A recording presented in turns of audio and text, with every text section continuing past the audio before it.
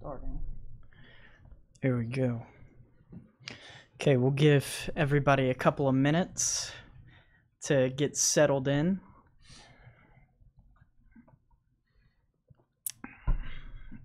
It usually takes like about 5 or 10 minutes for people to start popping up in the chat and stuff. Okay, I was gonna say, where do you see it pop up?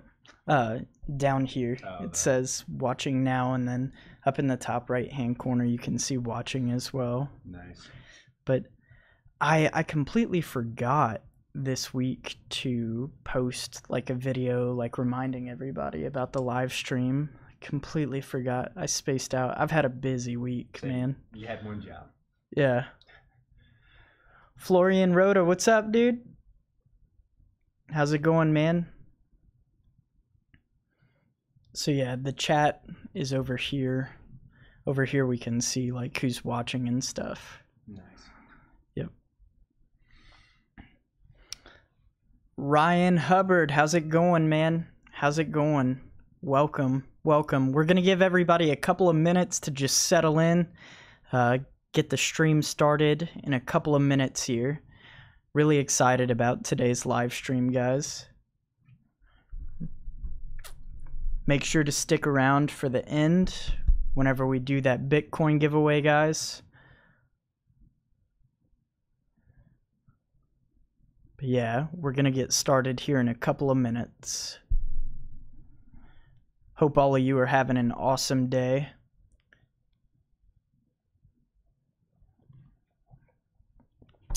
What are y'all's plans for the weekend, guys?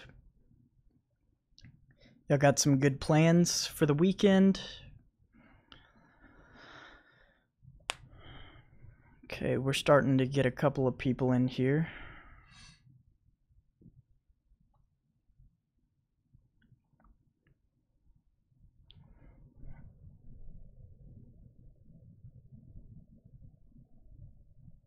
Do you have a Telegram? I don't. I just have that Discord. Come on, man. Yeah, dude, I'm slacking, Get yourself man. a Telegram. I'm slacking. I should get a Slack as well, huh? See, I don't know what that one is. So, See? yeah. See? No, Telegram though, they're having a huge ICO. Yeah, they are.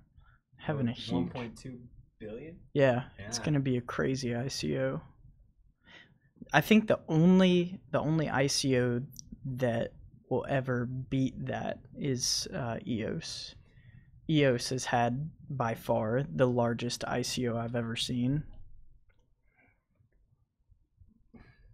The only issue that I have with that is, what are you gonna do with $1.2 billion in fundraising? There's nothing you can do with that amount of money. Like that kind of worries me a little bit. Yeah. We'll see. Yep. Yep. All right, we're going to be getting started here in just a minute, guys. Remember, we're having that Bitcoin giveaway at the end, so please stick around to the end. Hopefully, the gentleman that was in here last week that won comes back, because he gave me an invalid address. So whenever I sent him the $25 worth of Bitcoin, it came back with an invalid address. So if he doesn't come back, we're going to be giving away $50 worth of Bitcoin today instead of $25 worth. So I'm going to do two $25 giveaways of Bitcoin. But yeah, we're starting to get some people in here now, so let's go ahead and get started. So before we begin, why don't you just go ahead and tell everybody who you are and what you do and a little bit about yourself. Okay. Well, my name is Matt Swisshelm. I am a real estate agent. Oh, my bad. I'm a real estate agent with Better Homes and Gardens Real Estate. Started doing that last year. I was serving active duty. Decided to give that a try. Found out I loved it and decided to get out and pursue that full time. Doing that, kind of kept hearing all about this crypto space and started looking into it and found out I had a passion for that too. And I really, really see a deep connection between where the technology can take real estate and yeah, so that's kind of what brought me on to this show tonight. Awesome. Yeah, so for those of you that don't know, this is my buddy Matt Swisshelm, and he and I both served in the Air Force together.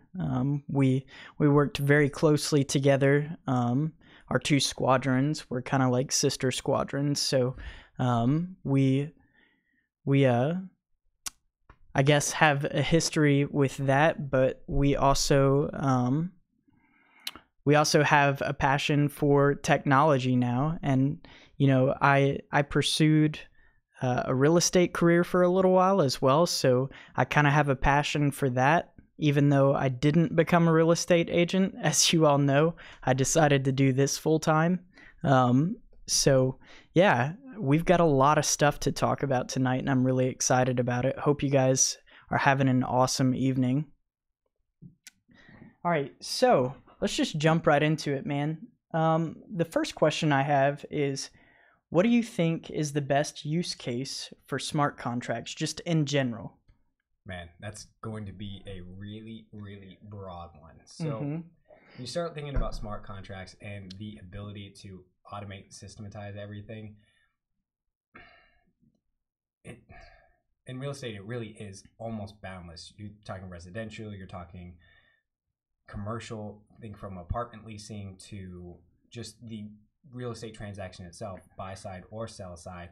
If you're looking to buy something, well, we have our purchase contracts right now, and one of the issues that you're going to run into is every state is so state dependent. You're not going to be in Arizona worrying about snow, where here in Nebraska that's a pretty big worry. So they're all going to be different, and that's going to be one of the growing pains for the real estate industry and crypto. How do you kind of make a, not centralized, but a common database and a common hub of making all of that work together? But the way that smart contracts can do that, say the state of Nebraska, everyone got together, they agreed that this contract would fulfill most of the needs that everybody would have. Well, making it a smart contract, you would just, with a few clicks, a few agreements, and some smart IDs, just make everything flow through the process. It would take out a lot of the third-party intermediaries and roadblocks that come up along the way that really add time and difficulty and transaction fees and expense to the whole process. Okay.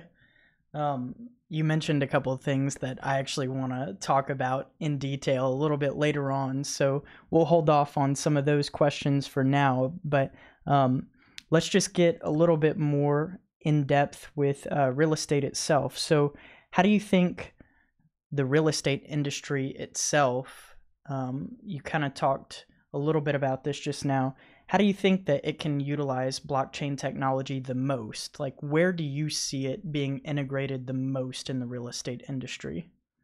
That's going to be a matter of trust. In real estate, you use an agent because there are other parties that you don't necessarily trust 100%. You use a buying agent when you're looking to purchase a home because you know that they're going to look out for your best interests. Same thing on the sell side, you use a listing agent because you trust that agent to get you the best deal, the most amount of money, the least amount of time. You expect them to work on your behalf. Well, it covers a lot of different things as well. Title company, insurance, home inspection. There's a lot of third parties that work in real estate because of that trust factor. And what blockchain technology would do is they would remove that trust gap. When it used to be you trusted everybody in your local community because that's all you had. You didn't really have the means of reaching outside of it. Well, technology gave you that power. It gave you the ability to reach across the world if you wanted to. But it didn't improve the amount of trust that you give unless they're family or close friends or something like that. It's going to be completely different. That trust gap just grew and grew and grew. Think of dealing with somebody across the world. You don't send them personal information. You don't trust them with banking information. Sending money, that's why you have the big issue with all the banks. They have all these stopgaps in place to protect you because you can't really trust that.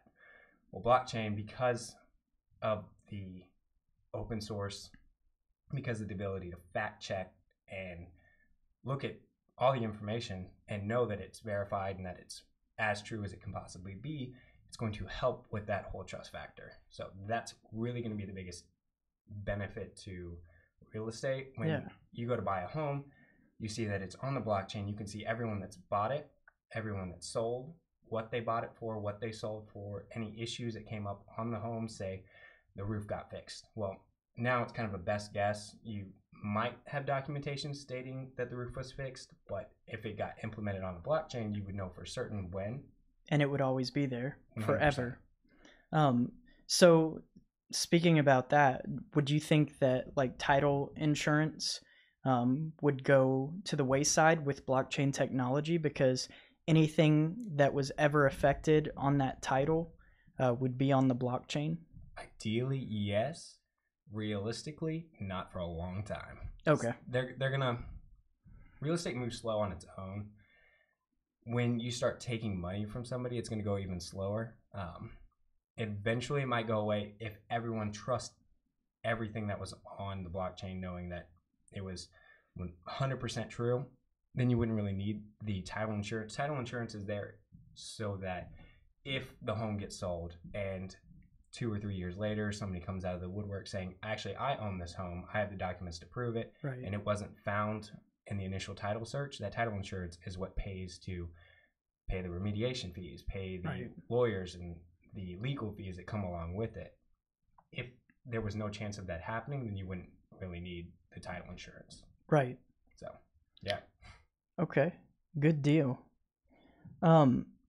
So talking about those things, title insurance is more for residential, correct? No. You still pay title insurance on commercial transaction as well. I don't specialize in commercial. I mainly do residential, but you're still going to pay that title insurance. If you sell a commercial property, there is still title work done on it. So, no. Okay. Okay, but going a little bit further in that, do you think blockchains will be more prevalent in commercial real estate or residential real estate? Both. I think it's going to go commercial first because they look at commercial more as a business, less as a protecting the end consumer, protecting the person. That's what a lot of these regulatory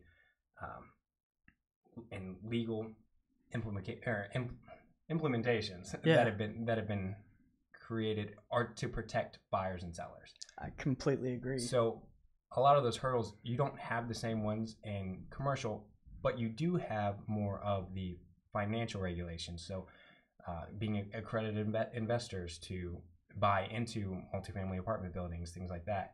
So I think commercial is going to implement them first, and then residential is going to tag along and ride the coattails a little bit and smooth their path a little bit. But those that look at it like a business are going to be more willing to implement something that's going to increase the speed of the transaction, increase the trust that goes along with it, and decrease the fees that come, because it's expensive to buy and sell apartment buildings. I do want to point out one thing in the commercial realm that really interests me is the biggest issue when it comes to buying large units is the financial investment. There are different ways of raising funds for that, but if you are a small investor, you don't have $1 million to invest. Some of the new technology that they have coming out that they're really looking to implement is being able to take a building, Chrysler building, for instance, and I think the market cap on that is $3 billion. So wow, that's more expensive than some ICOs out there. So imagine taking 3 billion coins and selling those 3 billion coins at $1 per coin, breaking that up. Well, I can own 5% of the Chrysler building if I were to put that much money down and buy that coin. Absolutely. So you do run into issues with, well, how do you sell if you want to get out of it, things like that. And that's going to be more. You would sell your shares just like a business. Yes, but who would be there to buy it? True. Different things. There'd be growing pains along with it, but the possibility there, that's what really interests me. Well, isn't there? I'm trying to think of the legal term, but there is like ways to purchase portions of a building, correct? There are certain types of leases that allow you. It's not a timeshare. There's certain, like, you could purchase a very small portion, and by purchasing that stock in that building, essentially, you own, or you can live in a portion of that building. Yeah, I know what you're talking about. The term doesn't come to mind right now. The big difference with that is when you go to say you need to liquidate it. Well, there's a process behind that, and it is not fast. Gotcha. Also, who would you find to replace you in that? It would require a whole lot of documentation. You'd have to pay legal fees to get everything worked out. It would take a long time. It would be expensive to do, and most of the time it's too cumbersome to really be. But with a blockchain, would it be as difficult? Once everything was sorted out, no. Yeah. Once it had a history and some experience behind it, so you know this is what it would look like, shouldn't. Okay. Cool.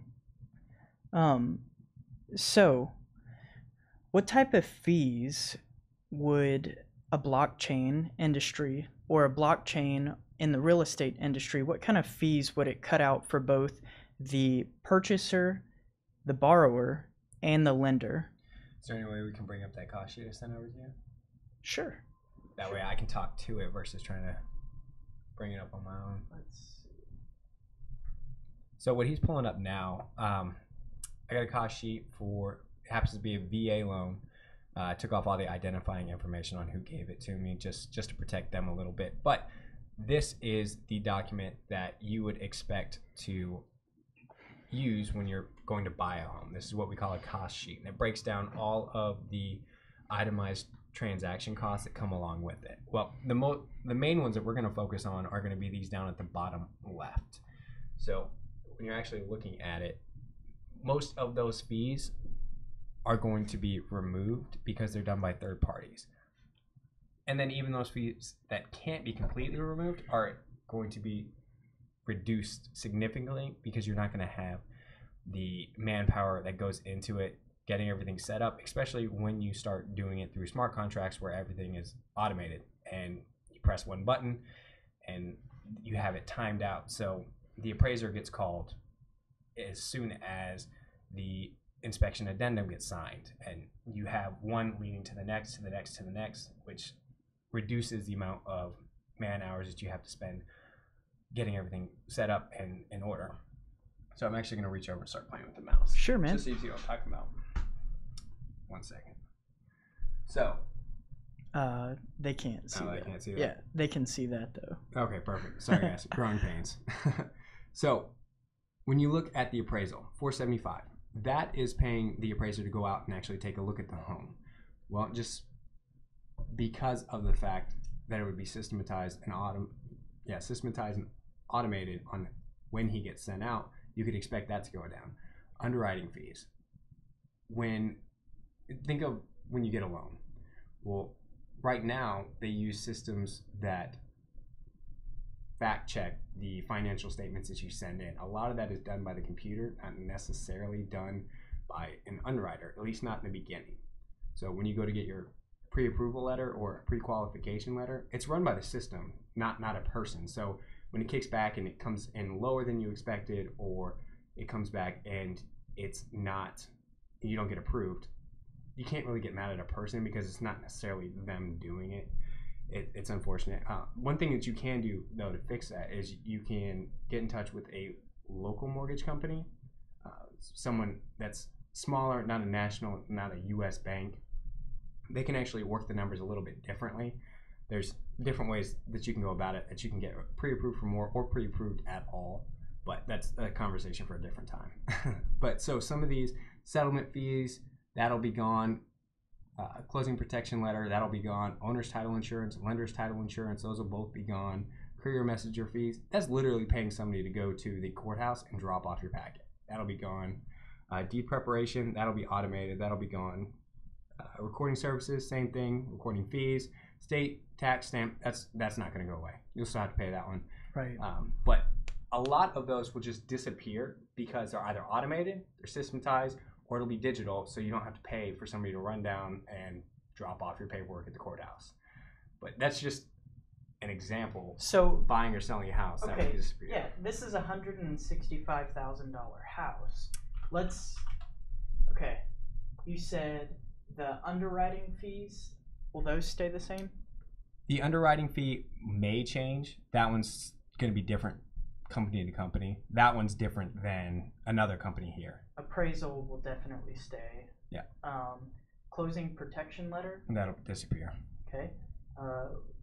Settlement fee? That one would probably stay the same. Okay. Title insurance would go away. Yep. And the settlement fee would change. It would just depend on the amount of work that the underwriter would be doing. Deed preparation, you said that would go away, right? Yep. Recording services, that would go away.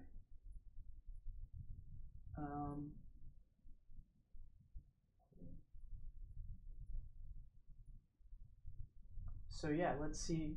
Okay, so off of a $165,000 house, you would be subtracting $756 from closing fees, which for those of you that have ever purchased a home, $756 is actually quite a bit off of closing fees.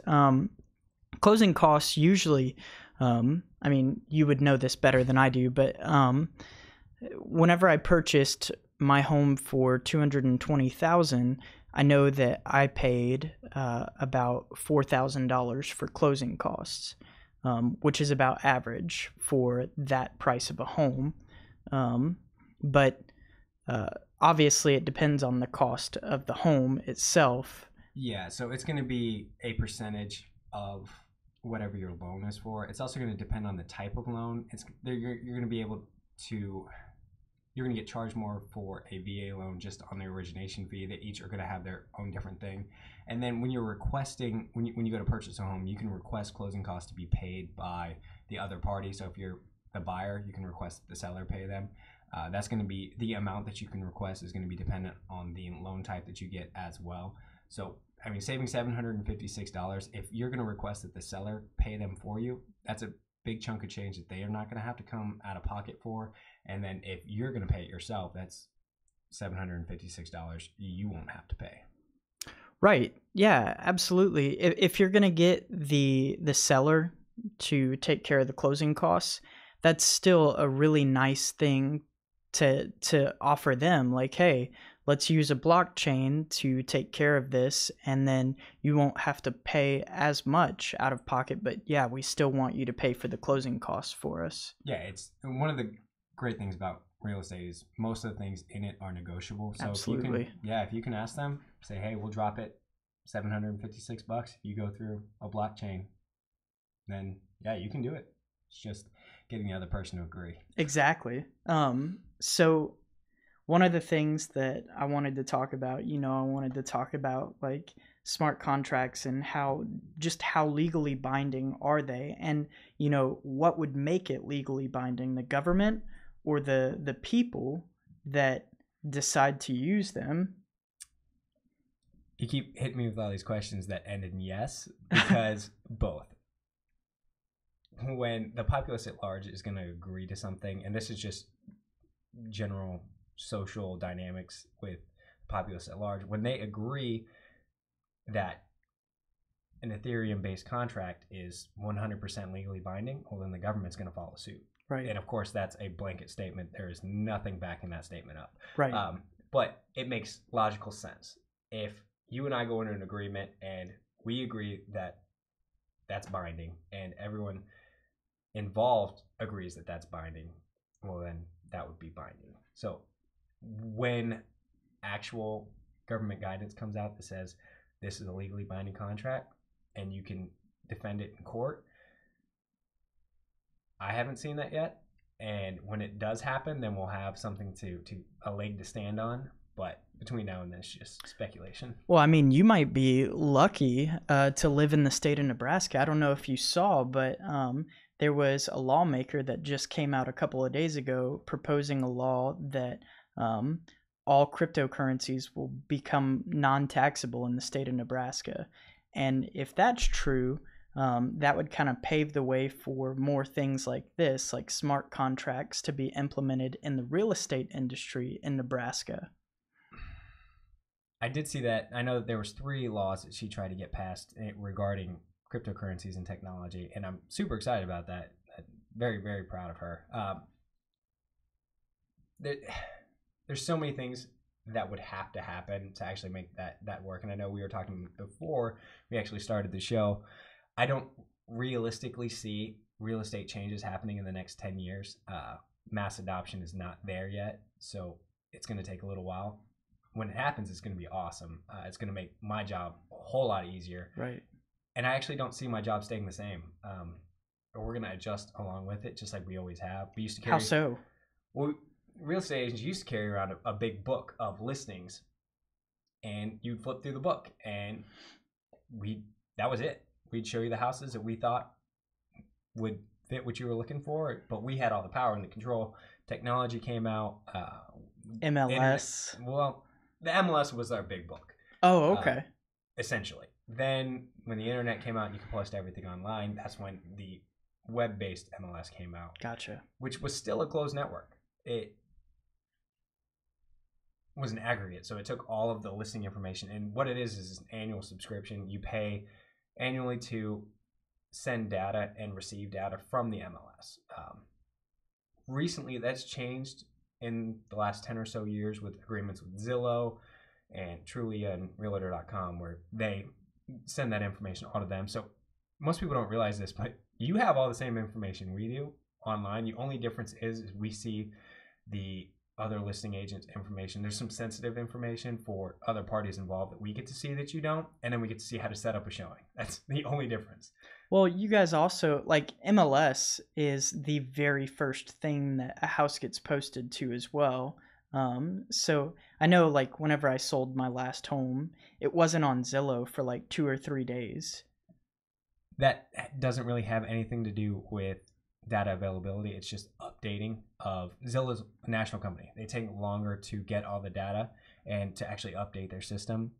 They take anywhere from 24 to 72 hours to actually get their system updated. Local sites, I know ours updates multiple times a day. So, oh, really? Yeah, it's just one of the benefits because we don't have to get data from the entire country. We just get our local MLS, which doesn't actually cover the entirety of Nebraska. It's just the greater Omaha area. So Gotcha. A whole lot more or a whole lot less information that we actually have to get and post online. So that's why ours is a lot faster.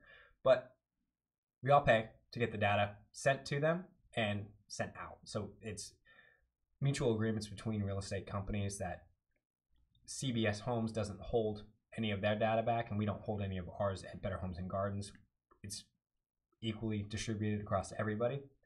So I don't even remember what your initial question was.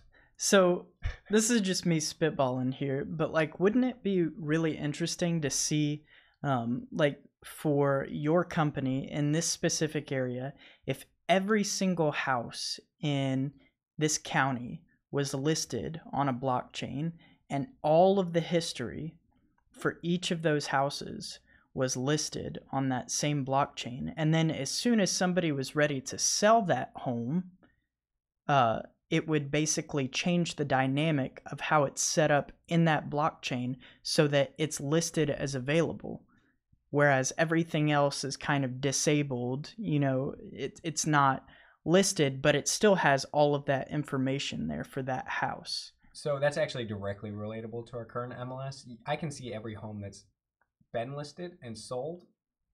It's just there's a difference between the status that it's set in. If it's actively listed on the market, it'll be actively listed. You could actually do that with essentially a smart contract.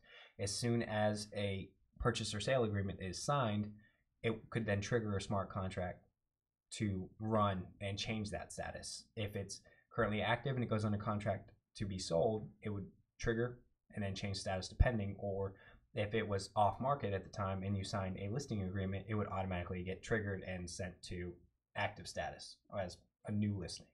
So that's one way that smart contracts could be used in the future on that. Awesome. And then, of course, as I was talking about that, I realized what your last question was about how it would change my job as a real estate agent. Right. Talking about the MLS. Well, you guys have all that information out there now. What our job would change to is we wouldn't be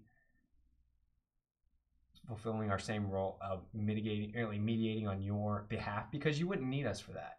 You would be able to negotiate with the seller. Of course, that would take some negotiating skills. And the whole point of a real estate transaction is you get the best deal you can, they get the best deal they can. Right. We help trying to find that middle ground.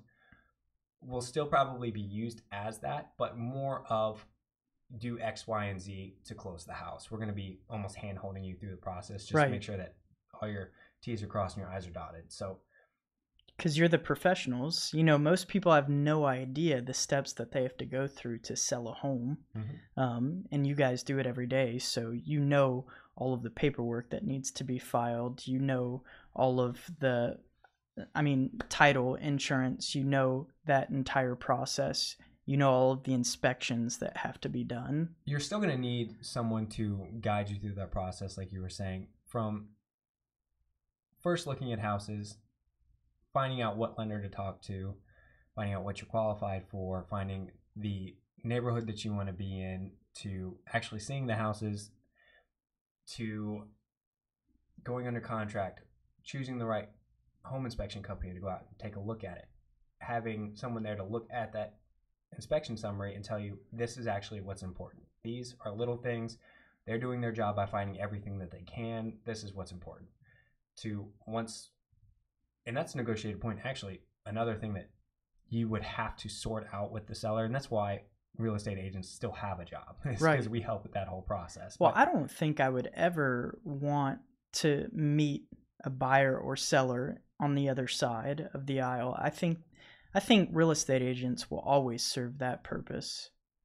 Some people agree, some people don't. Well, that's a conversation for a different time. I don't want to go too deep into that. But we still serve a purpose, but it would just change in the crypto market. So from the day it went under contract, let's just kind of talk this one out. You look at a house, you want to put an offer on it. We click the buttons that need to be clicked, or click the smart contract gets sent out. They look at it, they accept the contract. It then starts a chain reaction. The home inspection gets scheduled. Once the home inspection gets scheduled, there's a smart contract that's then displayed that you fill out for the inspection, the repairs that you would like fixed. Let's back up a little bit, actually, and talk about something that you and I were talking about a little earlier. Okay. Let's talk about Civic and how this could be implemented in the whole process of home buying. Okay. So you want to get approved for a loan. How could Civic change that process? So just for those that don't know what Civic is, kind of explain it real quick. Yeah. Okay. So guys, Civic is a blockchain that is basically built to prove somebody's identity. All of your personal information, like your social security number, who you are, like your date of birth, your place of birth, things like that, your credit score, everything about you will be housed on this blockchain. And it's all secure and wrapped up. And there are methods for you to actually prove who you say you are on this blockchain. And they're trying to implement even better security measures as time goes on, just so that they are completely accurate with saying, okay, this is this specific person. But it's really interesting what they're trying to do. And, you know, they're doing a couple of other things that I didn't mention, but that's really the gist of what Civic is and what they're trying to accomplish. So running with that, I'm going to be a total American here and just talk about the American numbers, because that's all I can really speak to. The majority of people, talking about adults, own their own home. Well, for those that don't own their own home, just to make this a little bit more relatable, imagine going to get a lease on an apartment. Well, when you do get that lease, they pull your credit, they run your background, they call your references. And imagine on Civic, all this information is there. All they do is they run your background check, and it comes back and you have no criminal history. Perfect. Well, right now they would have to pay a third-party company to pull that for them, get that information, and that unfortunately gets charged to you. It's a part of that initial application fee. That gets charged to you. The credit pull, that's another charge that comes back to you. And that also takes time. Both of those actually take time. They can take days, they can take weeks. It just depends on how backed up the third-party company is that they use, but it takes time.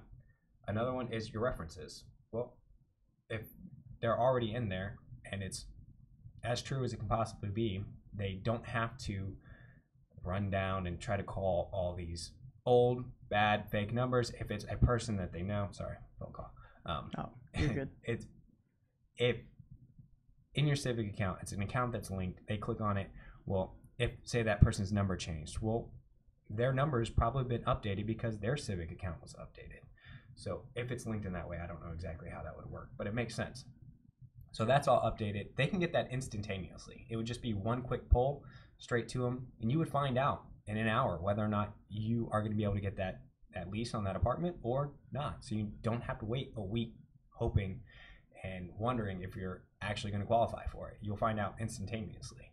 But on the buy side, well, when you go to get a loan, the lender is going to request a whole lot of documents from you. And if your Civic account is kept up to date and has all that information in it, they can get that and run all your paperwork through their system, and you'll find out it takes weeks to months to get your current loan process through. Yeah, the underwriting process. Exactly. Yeah. That could be done in days. So that's just crazy. And yeah. That's just on the loan process. But think about the title company. If everything is uploaded into a central hub and it's recorded every single time something is bought or sold, you don't have to worry about that title insurance. That's instantaneous as well. It's just speed. That's one of the biggest things that you get from blockchain technology. Yeah. Okay, so let's continue the process of actually purchasing the home. I think you were on getting the appraisal. Yeah, so you get the appraisal. Well, you get the inspection back. You request items that you want to get fixed. It's negotiated. You guys come to terms. You move on to the next step. Well, as soon as could all of that process be done in the smart contract? Yes, absolutely. We use contracts right now anyway. So it's literally one standard form. Ours is called Property Inspection Resolution Addendum. You fill out what you would like done to the property fixed. They have a section where they negotiate. They either say we'll do 4 out of the 6 things, or we'll do none of it, or we'll do all of it. You know, it's negotiated. So they sign their counter, or they just accept it outright. You take a look at it. If you're willing to accept it, you accept it. If you're unwilling to accept it, you can cancel the contract. Same thing on a smart contract. It would just be null and void. Well, once you accept that, it is then becomes an executed contract, and you can, if it's ran through smart contracts, it could automatically trigger the next step, which would be ordering the home appraisal. Depending on the loan type, it could, if from the original loan section that you filled out, if they know it's going to be a VA loan or FHA loan, they can trigger it and automatically send it to those pools so that an appraiser gets that information and can schedule your home inspection. If it's conventional, they'll just use whoever the standard appraiser they use for that lender. But that whole process can be done through smart contracts. We use digital signatures now, which is a form of encryption. It's not a whole lot different. It's just a different mindset. Right. So what programs do you currently use right now? Are you talking about for digital? Yeah, for digital signatures. So yeah, digital signatures and paperwork. The two biggest, and there are others out there, but the two biggest are DocuSign and Dotloop. I prefer Dotloop. That's just the one I've used the longest. Okay. And it's extremely easy to use. So what would the advantage of using a blockchain for this specific purpose over Dotloop be?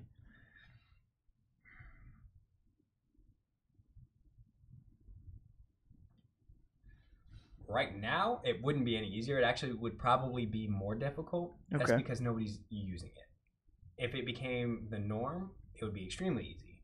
Right now, you still have people that require that you do everything through paper.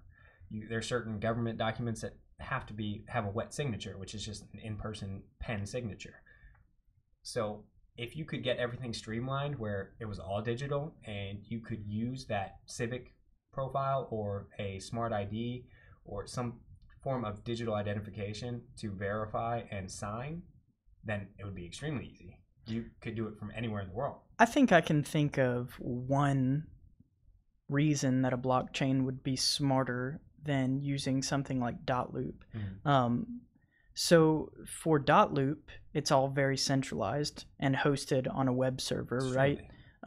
So somebody could hack that web server and steal everybody's information. So at that point, they would have their social security numbers, their home residence, their phone numbers, all of that information would be in one central location. Whereas on a blockchain, the only way that they could hack something like that was if they had 51% power, hashing power, essentially. Absolutely. I was talking about ease of use. You're getting into more of the realm of security. Right.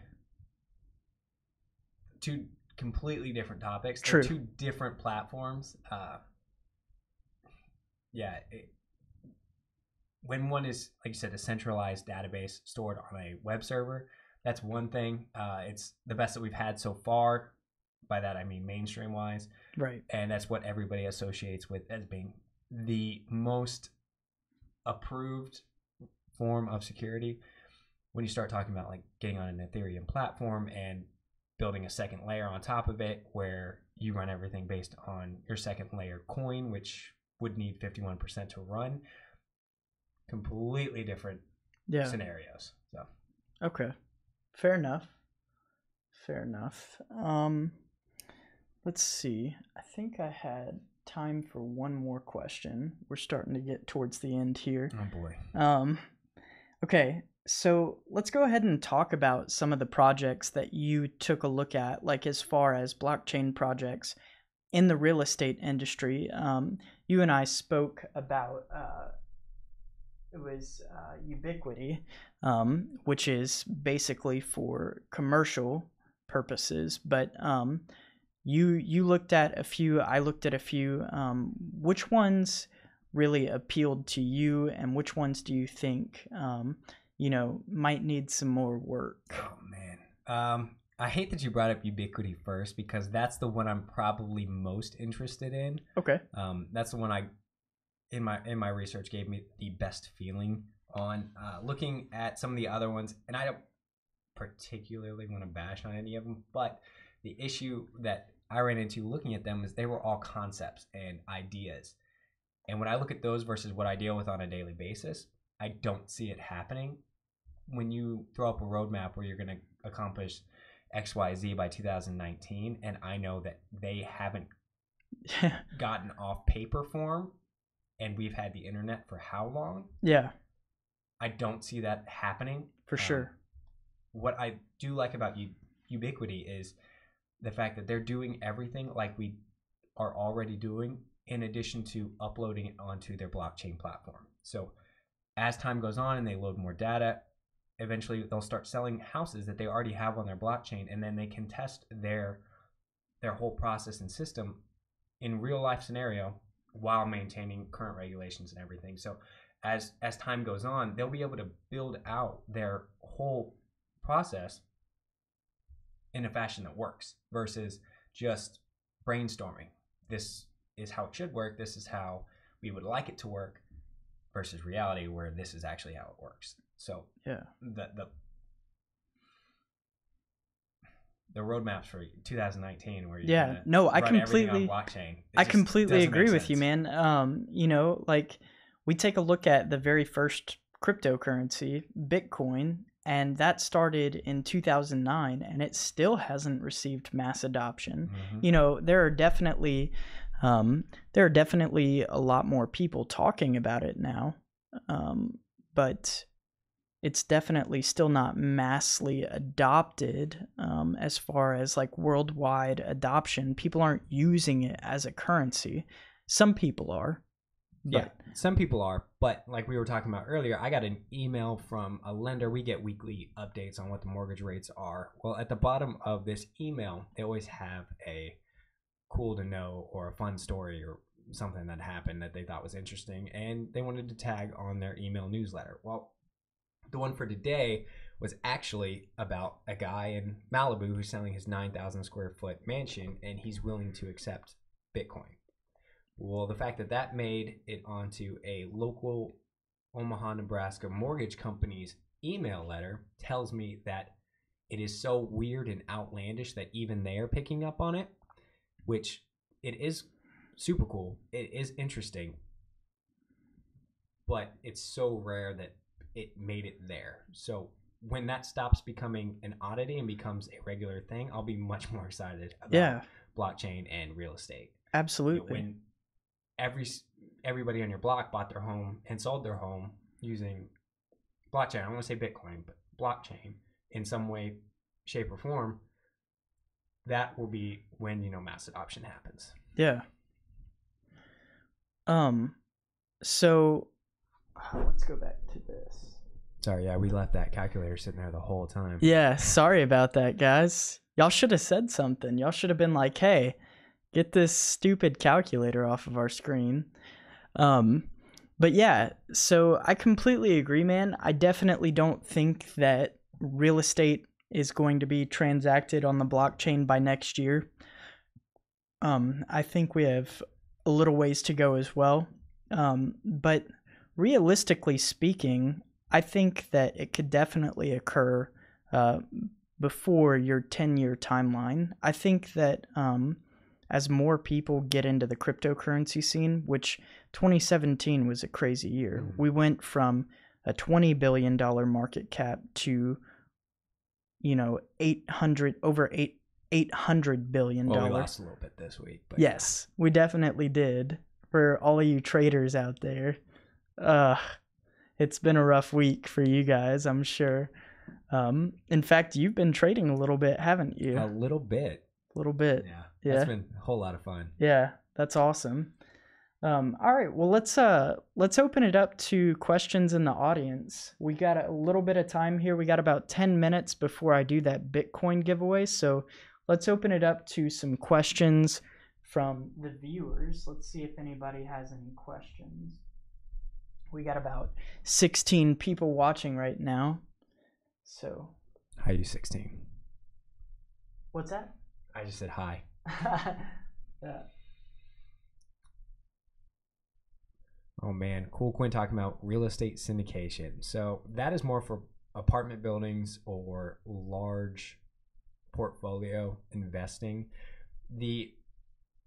Actually, that has a couple of ways that it can work out in crypto as well. Imagine, like we were talking about earlier about the Chrysler building, a $3 billion market cap on that building. Well, imagine creating a blockchain platform for that one specific building. You second layer it on top of Bitcoin or Ethereum, and you make 3 billion coins, and you sell them for $1 a piece, and I can essentially buy that 5% of the Chrysler building. That is one way of getting into real estate investing on a massive scale without having a boatload of capital to put down on it.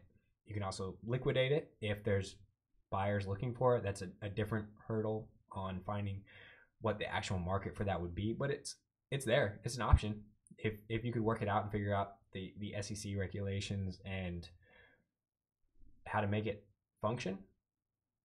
Possibility. Okay. Have either of you guys looked at the B token? I have not. Have you?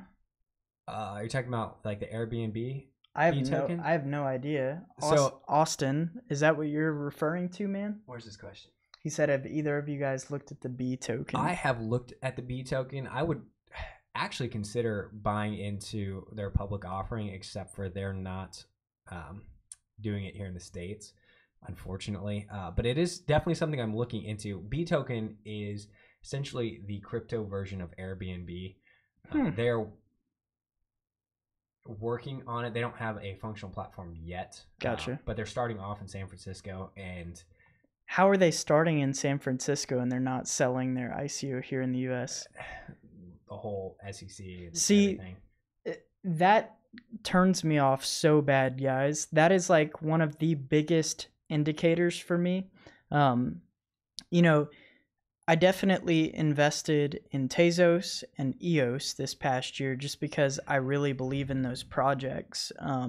But honestly, the fact that you cannot purchase EOS tokens here in the United States really pissed me off. And so after that ICO, I told myself, any ICO that doesn't allow me to purchase tokens because they don't want to deal with the regulations will not get my money, because that's a part of starting a business. If you want people in the United States to invest in your business, deal with the regulations. Go and do the extra work involved to get the SEC's approval.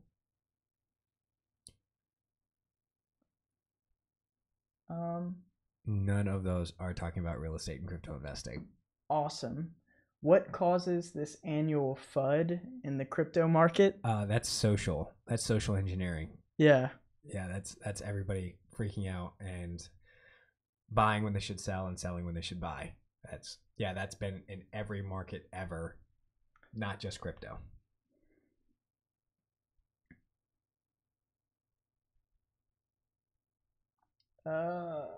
Putting vehicles on the blockchain. Is there anything out there with putting vehicles on the blockchain? I definitely think that smart contracts could be utilized for buy, sell, and trade of vehicles. Absolutely. Like the VIN numbers. Well, just think about, we were talking about title companies. You could essentially do the same thing with your car title. Right. You could theoretically, through a smart contract, assign a digital token to that car title and then transfer that through the sale of ether from buyer to seller, and then it could trigger a smart contract that then notified the municipality where you live, so that they could track it in their records. Makes sense. So for those of you that don't know what he's talking about, he's actually referring to the Ethereum blockchain. However, there are several blockchains now that offer smart contracts, and one of my favorite blockchains right now is actually Neo, and they offer smart contracts in any programming language, while Ethereum only offers it in Solidity. Yeah. So, actually, a question about that. You're talking about only investing in ICOs that are here in the States. What do you think about that new Neo one that's going to be coming to the States in 2018? Are you talking about the decentralized exchange, the DEX? I'm actually really excited about that. Yeah. It looks very interesting. Okay. Is there, okay, due to them suspending it temporarily? Oh, Clay, I'm having an issue making withdrawals with some of the coins in the marketplace, such as ADA. Any suggestions on what to do? Yeah, you can't do anything. Yeah, there's nothing you can do, man. You just got to wait. China not allowed, US, Canada, Taiwan, Hong Kong, New York State allowed only for accredited investors. Yeah. So I have a problem with that. If you want to initiate an ICO, then you should allow all investors. Yeah, I feel like if you're going to run your company in the States, but you won't you won't go through the process of making it available to the US clients that are going to be using your software and your platform and just your whole environment in general, that does not make sense. Here's a real estate question. Wherever Amazon decides to build its next headquarters, does it make sense to invest in a real estate property in that city? So that is 100% speculative. While you can look at it like, okay, Amazon's going to come, they're going to add jobs, it's going to automatically boost the amount of homes that are going to be built, sold in that area. I know that this one specifically says HQ, but when Amazon says that they're going to buy a building, you have no clue if that's going to be an HQ or if they're going to turn it into a data center or if they're going to turn it into one of their web hosting facilities. So until you actually get that information, it's kind of just guessing, which is what it is. Absolutely. Yeah, that's not financial advice. Don't listen to that. Don't go buy. So here in Omaha, they have tons of new data centers coming in, and some people are asking, should I buy land around it, hoping that they expand out? For sure. I don't know what you're doing. I am setting up the bot for the giveaway because we have about 2 minutes before I start it. Properly managing investment property in a faraway city from where you live sucks, trust me. Yeah, that's not fun. Actually, for those that are curious about real estate investing, property management sucks. You have to be managing a large amount of properties to actually make it financially sustainable for you as a property manager. And while everybody thinks that when you hire a property manager that solves all of your problems as the landlord, that is not the case. You still get phone calls in the middle of the night, sometimes from the property management company, sometimes from the actual renter because their pipes burst or whatever the issue is. And then you got to hire somebody because you can't physically be there. Yeah, and it's expensive. Yeah. You're paying roughly, it depends, but anywhere from 8 to 12% of whatever your monthly rental income is. So you're paying a good portion of that to the management company. It's just eating in your profits. I don't particularly recommend doing long-term rentals in a location that you're not. I know buying in lower priced markets makes sense for some, and some they can deal with it. But yeah, Coin, stay local. Yeah. Okay, guys, it's that time. Matt, I want to thank you for joining us today and doing this awesome interview. I was looking forward to it all week, and I feel like we discussed some really cool things. DMAC, Dallas, Fort Worth. Okay. Yeah, that's an interesting market. I was looking into that. Commercial real estate there, bit ridiculous. Yeah, it really is. But anyways, I want to thank everybody for tuning in today. We're going to go ahead and start the Bitcoin giveaway. I don't think that the gentleman that was in here last week is here today to win his Bitcoin. So I'm actually going to be doing two $25 giveaways. So we have about 15 people in here right now. So you've got a 1 in 15 chance of winning, guys. Actually, I want to answer Corey Smith's question real quick. Okay. What is a good tip you can give a new investor in real estate? That is going to be find out what kind of real estate investing you want to do. There are so many kinds, so many different avenues in real estate that you can take. Find out what it is that you would like to do. If you want to be a landlord and you want to rent properties and make a residual income from that, that's one option. If you want to flip houses, that's another. If you want to wholesale, that's a completely different path. I would actually recommend going to a website called biggerpockets.com, doing some research on there. That's a community of investors. They can point you in the right direction. They have tons of free content. So if you're looking to get into real estate investing, I would give that a look. All right, guys. Let's go ahead and pick our first winner for tonight. Hopefully the bot's working. Somebody tag my Bitcoin address because I should win money. Just kidding. All right, Corey Smith. Oh, Corey Smith, you don't even subscribe to my channel, man? What the hell, bro? Don't even subscribe, and you're about to win $25 worth of Bitcoin. Nah, I'm just messing with you, man. Congratulations, Corey Smith. Go ahead and send me your Bitcoin address in the chat there, and we will go ahead and send you $25 worth of Bitcoin, my dude.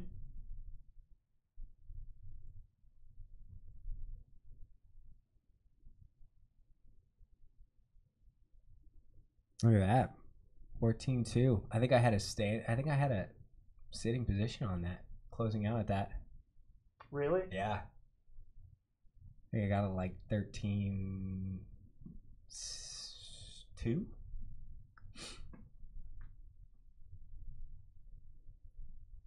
Let's see.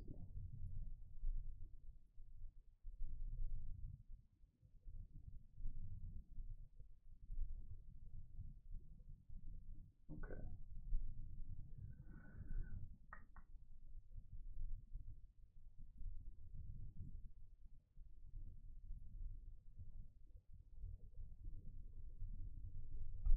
Corey, go ahead and shoot me your address, my man.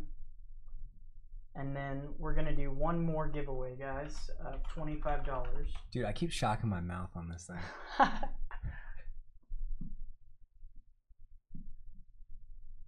Oh, and if you guys have any questions about real estate, no or way, anything, go ahead. It just chose Corey Smith again. I mean, that's a twofer. No, we're gonna try. Corey, you win $25. Fair enough. How does it keep saying Corey Smith? How is this even possible? Hacking. He's hacking. Dude, what are you doing? But yeah, no, if you guys have any real estate questions, go ahead and post them in the comments below. I will make sure I check them out and answer any questions you guys have. Absolutely. Just real estate. Talk to him about crypto. I'm still figuring it out. Okay, Cool Coin wins the other $25 worth of Bitcoin. Awesome. Oh boy. That was hilarious. I remember my first time doing a raffle. Yeah.